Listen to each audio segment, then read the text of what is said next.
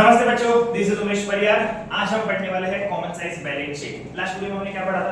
Comparative balance sheet, comparative revenue statement, जो कि हमारे क्या थे? Analysis of financial statement, analysis की बात करते हैं। तो कंपनी को एनालाइज करने में काम आता है वो डेटा जिससे मैं ये बता सकता हूं कंपनी खुद के लाइन ऑफ बिजनेस को कंपेयर करके या खुद के डेटा को प्रीवियस ईयर से कंपेयर करके कि आज हम कहां खड़े हुए हैं और आगे हमें किस हिसाब से प्लानिंग करनी है। डन। तो हमारा सेकंड फाइनेंशियल टूल हम स्टार्ट करेंगे जो है common size statement. Common size statement में क्या है? Common size balance sheet. Common size का नाम में दिया हुआ है, मेरे को कॉमन चीज लेनी है। इसके अंदर भी वो चीजें आएगी जो तुमने कंपैरेटिव में देखी थी, लगभग सिमिलरिटीज है कि परसेंटेज चेंज भी लेना है, एब्सोल्यूट चेंज भी लेना है, पर डिफरेंस क्या है? ठीक है, कॉमन साइज स्टेटमेंट को अपन बोलते हैं वर्टिकल एनालिसिस, कंपैरेटिव को अपन बोलते हैं हॉरिजॉन्टल एनालिसिस। ये हमने लास्ट वीडियोस में देख लिया था। तो अब जब कॉमन चीज की बात करते हैं, कंपैरेटिव में हमने क्या देखा था कि हमें दो चीज से कंपेयर करते थे। हम कोई कॉमन बेस क्या लेते थे? प्रीवियस ईयर को कॉमन बेस लेके देखते थे। कॉमन बेस भी नहीं लेते थे, हम उसको देखते थे कि उससे हमारा इस साल क्या बढ़ोतरी हुआ या क्या गिरावट हुई। ठीक है, क्या बढ़ा उस साल से क्या गिरा। Same element with two different periods. इसमें हम क्या करेंगे?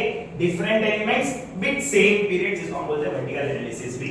डन। एक वीडियो में हमने ये भी देखा था intra analysis, inter-firm analysis, vertical analysis, horizontal analysis, वो थ्योरी वाले पार्ट में हमने किया था। कॉमन साइज बैलेंस शीट क्या बोलता है? नाम में है कॉमन, मतलब मेरे को एक चीज कॉमन लेनी पड़ेगी सेम पीरियड में। अगर मैं डिफरेंट एलिमेंट्स को सेम पीरियड से कंपेयर कर रहा हूं तो मेरे को लेना पड़ेगा कॉमन बेस। कॉमन बेस क्या लूंगा? जब मैं कॉमन साइज स्टेटमेंट में कॉमन बेस की बात करूंगा और बैलेंस शीट में, तो टोटल जो मेरा होता है ना लायबिलिटी और एसेट का, वो मेरा हो जाएगा कॉमन बेस बैलेंस शीट के लिए कॉमन साइज स्टेटमेंट में। तो ये मेरा 100 हो जाएगा, ये मेरा 100 हो जाएगा। अब इससे मेरे को परसेंटेज मैच करके देखना है कि अगर ये मेरा पूरा 100 है लायबिलिटी, तो उस साल मैंने कितना कितना किस किस हिसाब से पैसा उठाया और पैसा लगाया, कितना परसेंटेज के हिसाब से। Done guys. तो कॉमन साइज स्टेटमेंट स्टार्ट कैसे होता है? Particular, note number, previous year, current year. अगर सेम फर्म खुद को कंपेयर करनी है तो प्रीवियस ईयर और करंट ईयर, और अगर दो फर्म के बीच में कंपैरिजन है तो इसमें आ जाएगा दैट कंपनी और यहां पे कंपनी ए, कंपनी बी। डन। क्वेश्चन मैंने ऑलरेडी कोड पे लिख दिया। मेरे पास क्वेश्चन में क्या था कॉमन साइज स्टेटमेंट में? पर्टिकुलर में इक्विटीज एंड लायबिलिटीज, पहले दो पार्ट मेरे शेयरहोल्डर फंड के, नॉन करंट लायबिलिटी का पार्ट, करंट लायबिलिटी का part, non current asset and I have total. ये मेरा बैलेंस शीट का क्वेश्चन है। फॉर्मेट कैसा बनेगा क्वेश्चन करने के लिए? Same, particular, note number, second column, third column my previous year, fourth column my current year. In case of same company two periods, ठीक है, पर in case of two different companies, third column मेरा बन जाएगा company X और company A, fourth column मेरा बन जाएगा कंपनी वाई और कंपनी बी। इन दोनों चीजों को मैं क्या बोलता हूं? इनको मैं बोलता हूं एब्सोल्यूट चेंज। एब्सोल्यूट चेंज बोलते हैं इनको अपन, क्योंकि मेरे को ये एब्सोल्यूट टर्म में ऑलरेडी चेंजेस दिए हुए हैं प्रीवियस ईयर करंट ईयर के बीच में। अब मेरा लास्ट फॉर्मेट जो बनता है जिसमें मेरे दो कॉलम और बन जाएंगे, जिसको मैं बोलूंगा percentage change. That will be we are showing that in percentage sign. ठीक है, we are showing that into percentage sign.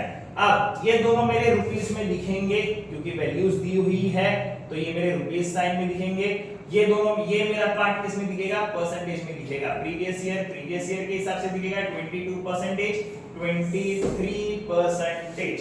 तो ये दोनों चीज मेरी परसेंटेज के अंदर दिखेगी। कंपेयर करते हैं विद सेम पीरियड के element, different element same period के साथ। कॉमन बेस, तो let's start with the sum. Format हो गया मेरा, first column particular, second column note number, third column previous year, fourth column current year. इन दोनों year को मैं बोलूंगा एब्सोल्यूट चेंज, और किस में शो करेंगे? रुपीस में। एक कॉलम और बनेगा परसेंटेज, जिसमें दो कॉलम बनेंगे 22 और 23 in case of same company, और in case of two different companies, यहाँ पे डिफरेंट कंपनी, यहाँ पे डिफरेंट कंपनी। चार कॉलम हो गए, 1 2 3 4 5 एंड 6। चार कॉलम इतने, दो कॉलम बनते हैं परसेंटेज चेंज के। अब चेंज करने के लिए कॉमन बेस लेना पड़ेगा। कॉमन बेस की बात करते हैं बैलेंस शीट में। अगर बात करेंगे कॉमन बेस की, तो एसेट पार्ट में जो भी ये मेरा पार्ट है एसेट का, कॉमन बेस क्या हो जाएगा? इनका टोटल कॉमन हो जाएगा। तो लेट्स टेक कॉमन बेस। यहां पे मैं एक लाइन मार दूंगा दोनों के लिए सेम। 2022 के लिए भी ये कॉमन हो जाएगा 100 एंड दिस इज आल्सो 100। ये मेरा कॉमन बेस हो गया, मैंने कॉमन बेस ले लिया। For total liability, for total asset also I doing the same thing, ये मेरा कॉमन हो गया एसेट के लिए भी, टोटल एसेट मेरा कॉमन है, टोटल लायबिलिटी मेरा कॉमन है। बैलेंस शीट टैली कैसे होती है ये हमने देख लिया था पहले वाले वीडियोस में। अब जब परसेंटेज की बात करेंगे तो कैसे निकलेगा परसेंटेज। अब कॉमन साइज क्या बोलता है, different elements same common base से सेम ईयर से डिवाइड होके मेरे को पता चल जाएगा कितना परसेंटेज का फर्क है या कितना परसेंटेज हुआ था। डन। अब पहले प्रीवियस ईयर को कैलकुलेट करते हैं। प्रीवियस ईयर में मेरे पास क्या था, शेयर कैपिटल जो मेरा शेयर होल्डर फंड का पार्ट है, शेयर कैपिटल थे 60 लाख रुपीस के। मेरे पास टोटल लायबिलिटी कितना जमा हुआ था, 1 करोड़। अगर 1 करोड़ की टोटल लायबिलिटी है, 60 लाख का मेरा सिर्फ शेयर कैपिटल है, कितना परसेंट हो गया, कैसे निकलेगा percentage, 60 lakh rupees divide by 1 crore into 100 क्यों करते हैं, क्योंकि परसेंटेज चेंज निकालना है। 1 2 3 4 5 6 कैंसल, 1 2 3 4 5 6 कैंसल। डन। दिस 0 कितना बच गया, 6 into 10 60। तो शेयर कैपिटल मेरा कितना परसेंट हो जाएगा, 60% का पार्ट हो जाएगा, वो टोटल कॉमन बेस में से। मतलब अगर इस साल मेरी टोटल लायबिलिटी अगर 100% की थी, जिसमें से मेरा 60% क्या था, सिर्फ शेयर कैपिटल का पार्ट था। That's common sense. सेकंड बात करते हैं रिजर्व एंड सरप्लस। अगर 8 लाख रुपीस का मेरा रिजर्व एंड सरप्लस है 2022 में, टोटल लायबिलिटी के पार्ट के अंदर वो 1 करोड़ के अंदर का पार्ट है, तो कैसे निकलेगा percentage, 8 lakh divide by 1 crore into 100। जब 8 लाख डिवाइड बाय 1 करोड़ की बात करूंगा, 8 lakh divide by 1 crore, zero डाल देते हैं, 1 2 3 4 5 8 lakh 1 crore 1 2 3 4 5 6 7 1 crore into 100, 50 cancel, this 0 कितना बचा, 8। तो मेरा रिजर्व एंड सरप्लस कितना पार्ट हो गया, 8% का पार्ट हो गया टोटल लायबिलिटी का। कॉमन बेस क्या लिया था मैंने, टोटल लायबिलिटी कॉमन बेस लिया था, जिसको मैंने 100% माना था। रिजर्व एंड सरप्लस उसका कितना पार्ट था, 8% का पार्ट था। अगर मैंने उस सारी टोटल लायबिलिटी पूरी 1 करोड़ की ली है, तो 8% 8 करोड़ का 8 लाख रुपीस मेरा क्या था, रिजर्व एंड सरप्लस। सेम आगे अगर बैलेंस शीट की बात करूंगा, दूसरा पार्ट मेरा कौन सा आता है, नॉन करंट लायबिलिटीज। क्या होती है वो लायबिलिटीज, ऐसी लायबिलिटीज जो 12 महीने से ज्यादा चल रही है। ठीक है, कॉमन बेस लिया 12 महीने से ज्यादा चल रही है। था लॉन्ग टर्म बोरोविंग्स, कितना था, 20 lakh rupees. Same 1 crore, same में से ही करूंगा, कैसे निकलेंगे percentage, 20 lakh divide by 1 crore into 100, this 0 1 2 3 4 5 1 2 3 4 5 I have 5 zeros हो गई है, कितना बच गया 20। तो मेरा 20% का हो जाएगा लॉन्ग टर्म बोरोविंग। मतलब उस साल अगर मैंने 100 करोड़ रुपए लायबिलिटी ली हुई है, तो उसमें से मेरा 20% which is 20 लाख रुपीस मेरा किसका पार्ट है, that is 20%, वो मेरा पार्ट है लॉन्ग टर्म बोरोविंग्स का। ऐसे ही मैंने कुछ शॉर्ट टर्म लोन्स भी लिए हुए, शॉर्ट टर्म बोरोविंग्स भी है, जो कि मेरे बन जाते हैं करंट लायबिलिटीज। ऐसी लायबिलिटीज जो 12 महीने से कम चल रही है, 12 महीने से कम चल रही है। Short term borrowings 12 lakh. अब से तीनों परसेंटेज निकाल दिया, 12 लाख है, 10% कितना होएगा, 1 करोड़ का, which is 12%। अब कॉमन बेस लेने का क्या फायदा होता है, कॉमन साइज स्टेटमेंट क्या बताता है, जब मैं इन सबको टोटल करूंगा तो ये मेरे को 100 ही देगा, क्योंकि मैंने कॉमन बेस क्या लिया था 100। अगर मैंने ये 100% का कहीं से पूरा लायबिलिटी उठाया मार्केट से, तो मैंने 60% सिर्फ ओनर से लिया था पैसा, 8% में रिजर्व एंड सरप्लस थे, 20% मेरा बोरोविंग्स था बाहर से, थर्ड पार्टी लायबिलिटी जो लॉन्ग टर्म चलेगा, 12% मेरा शॉर्ट टर्म बोरोविंग्स था। अब जब ये मैं प्लस करूंगा, 12 प्लस 8 20 20 40 प्लस 60 100 हो गया मेरा। डन गाइस, प्रीवियस ईयर ऐसे कंपेयर करेंगे। सेम नीचे भी वही करूंगा। टोटल एसेट को मैंने क्या ले लिया, 100 ले लिया, 100 लिया common base, 60 lakh divide by 1 crore, कितना परसेंट आ गया, ये भी 60% के प्रॉपर्टी प्लांट एंड इक्विपमेंट थे। मतलब जो पैसा मैंने लायबिलिटी से उठाया था 60% का, वो 60% का पैसा मैंने नॉन करंट या एसेट पे लगा दिया। नॉन करंट एसेट में भी किस में लगाया, property plant and equipment. Property plant and equipment मतलब फिक्स्ड एसेट्स में लगा दिया। अब 60% का पार्ट मैंने लगाया फिक्स्ड एसेट्स, ऐसे फिक्स्ड एसेट्स जिनको मैं टच कर सकता हूं, देख सकता हूं, फील कर सकता हूं, जिनके साथ मेरा रोज का काम है। Done guys. अब फिर आते हैं मेरे इंटेंजिबल एसेट्स, वो एसेट्स जिनको मैं छू नहीं सकता, गुडविल, पेटेंट्स, कॉपीराइट वगैरह, ये सब मैं छू नहीं सकता। इस पे मैंने 12 लाख रुपया खर्च किया था उस साल, 1 करोड़ का पार्ट था। 12 लाख रुपया खर्च किया मतलब कितना परसेंट खर्च किया था मैंने? कॉमन बेस अगर मैंने 100 दिया हुआ है तो that will be become my 12%। Hope so understood. आगे बात करते हैं करंट एसेट्स की, शॉर्ट टर्म जो मेरे डे टू डे एक्टिविटीज में काम आएंगे। सबसे पहले तो inventories, my stock day to day activities में काम आएगा। 20 लाख रुपया मैंने स्टॉक में लगा दिया था। कहां से लगाया? यहीं से उठाया रहेगा पैसा। तो 1 करोड़ अगर टोटल एसेट होता है, 20 लाख कितना हो गया उसका? 20%। तो this will become my 20%। And last cash and cash equivalent, मेरे पास कैश में कितना पैसा पड़ा था? 8 लाख रुपीस, जो कि कितना परसेंट हो गया? 8%। ठीक है, मैं बिजनेस हूं तो मैं कुछ पैसा कैश में रखूंगा, ये मैं नहीं बोल रहा हूं, ये हर कोई घर पे भी करता है। अगर पापा भी मम्मी को पैसे देते हैं तो मम्मी पहले कुछ पैसे साइड में रख देती है, कैश एंड कैश इक्विवेलेंट, या तो हाथ में रखेगी पैसा या बैंक में डाल देगी, पर कुछ पैसा घर पे पड़ा हुआ रहेगा एनी टाइम। ठीक है, ये बात मम्मी पापा से नहीं बताती कि मेरे पास पैसे पड़े हैं, ये हर साल मम्मी सिर्फ पैसे मांगती रहती है, या हर महीने पैसे मम्मी मांग लेगी कि पैसे दे दो घर खर्च के लिए। अब घर पे कितने पैसे पड़े ये पापा को तो पता ही होता है, पर पापा पूछते नहीं है कि पैसे कितने पड़े हैं बता दो। जैसे मांगने हैं कि खर्चा पूछेंगे, मम्मी सीधा अपनी किताब खोलेगी और खर्चे बता देगी, ये खर्चे हैं। कोई बाइफरकेशन कोई होता है, ऑडिट वगैरह घर पे कुछ नहीं होता। क्यों? क्योंकि पापा की चलती नहीं है, इसलिए नहीं होता। ये हो गया मेरा प्रीवियस ईयर के लिए परसेंटेज चेंज निकल गया गाइस।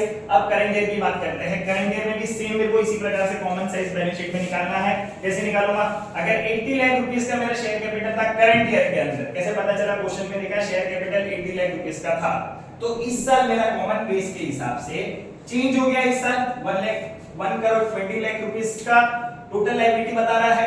पिछले साल कितना था? 1 करोड़ का, अभी कितना बता रहा है? 1 करोड़ 20 लाख, जिसमें से 80 लाख रुपीस मेरा क्या था? Share capital. कितना परसेंट होता है? अगर कॉमन साइज की बात करूंगा, इसको अगर मैंने 100 लिया है, this will automatically become my 80%।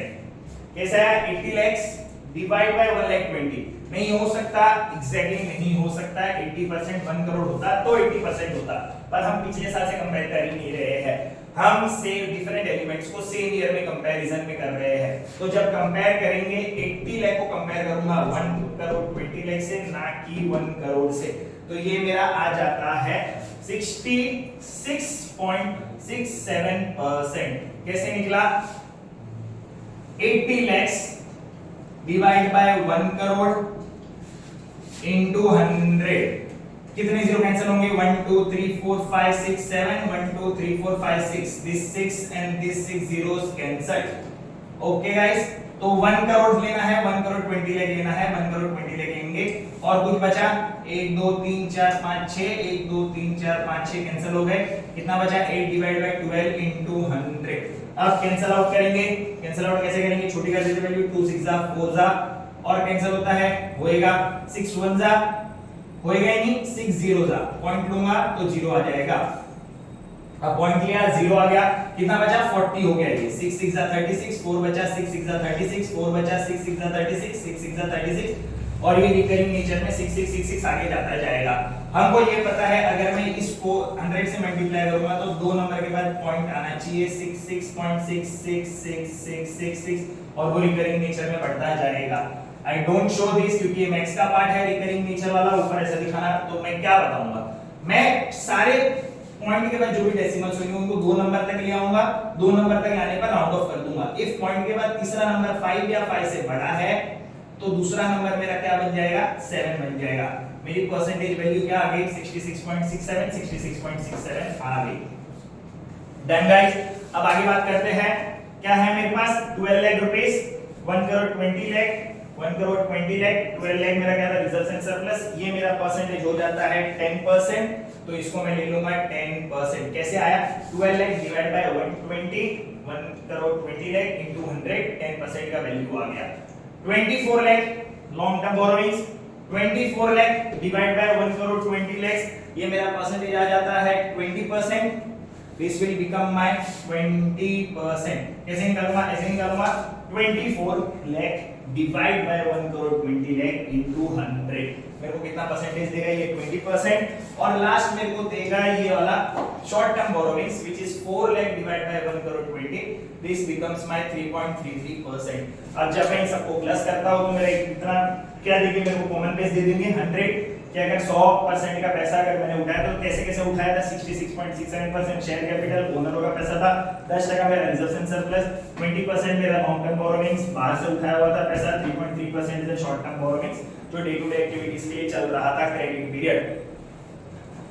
Same बात करूंगा मैं इस साल के एसेट की बात भी करूंगा, तो मेरा क्या आ जाएगा 80 लाख डिवाइड बाय 120, ऊपर हमने कर दिया था 80 लाख डिवाइड बाय 120 कितना आया था 66.67%, so this will become my 66.67%। बार-बार कैलकुलेशन में टाइम वेस्ट नहीं करना है, क्वेश्चन में देखो कौन से दो वैल्यू सेम है, कौन से दो फिगर सेम है, किसका आंसर डायरेक्टली मिल सकता है। इनटेंजिबल एसेट कितना है 4 लाख 120, ऊपर था 4 लाख 120, कितना परसेंटेज दे रहा था 3.33%, डायरेक्टली देख के लिख लो यहाँ पे 3.33%। ये सब है क्या, है कि नहीं है भाई, थोड़ा कॉमन सेंस लगाना है, आप लोग यूज करो, क्वेश्चन के अंदर ये सारी चीजें मिल जाएगी। सारा क्वेश्चन एक जैसा आएगा नहीं, कुछ क्वेश्चनों में मेहनत करनी पड़ेगी। फिर है मेरे पास 24 लाख थर्ड पार्ट था इन्वेंटरीज 1 करोड़ 20, ऊपर भी 24 लाख था, क्या परसेंटेज दे रहा था 20%, so this becomes my 20%। अब आखिर की बात करते हैं cash and cash equivalent which is 12 lakh ऊपर की तो फिगर था, ये रहा क्या परसेंटेज दे रहा था 10%, ये बन जाएगा मेरा 10% का वैल्यू। अब एसेट में मेरे पास 100 रुपए थे, अगर 100 रुपए थे तो मैंने कहा लगा दिए 66.67 रुपीस मैंने यहाँ लगा दिया, 3.3 रुपीस यहाँ लगा दिया, 20 रुपीस यहाँ लगा दिया, 10 रुपीस यहाँ लगा दिया। This is my percentage change. कौन सा previous current year, absolute change previous year current year, note number particular, ये बन गया मेरा common size statement. This is my second financial tool, hope so समझा होगा, ठीक है। थोड़ा साइड हट जाता हूं, स्क्रीनशॉट मार लो फटाफट, समझ में आ जाएगा, क्वेश्चन के साइड से भी आ जाता हूं, ले लो फटाफट स्क्रीनशॉट, समझ जाएगा कैसे किया, ये समझ गया होगा डिवाइड मैंने कैसे किया परसेंटेज निकालने के लिए। डन गाइस, सो ये था हमारा आज का common size balance sheet. Hope तो क्या करना, वीडियो अच्छी लगी होगी तो लाइक शेयर और फटाफट कमेंट कर दो। कमेंट क्या करना है, क्वेश्चन के रिलेटेड कमेंट करना है, डाउट्स होंगे कमेंट्स में पूछो, सॉल्व होते रहेंगे धीरे धीरे फटाफट फटाफट फटाफट फटाफट फटाफट फटाफट, और जैसे जैसे वीडियो आगे बढ़ते जाएंगे। Okay guys, bye bye, take care, मजे करो।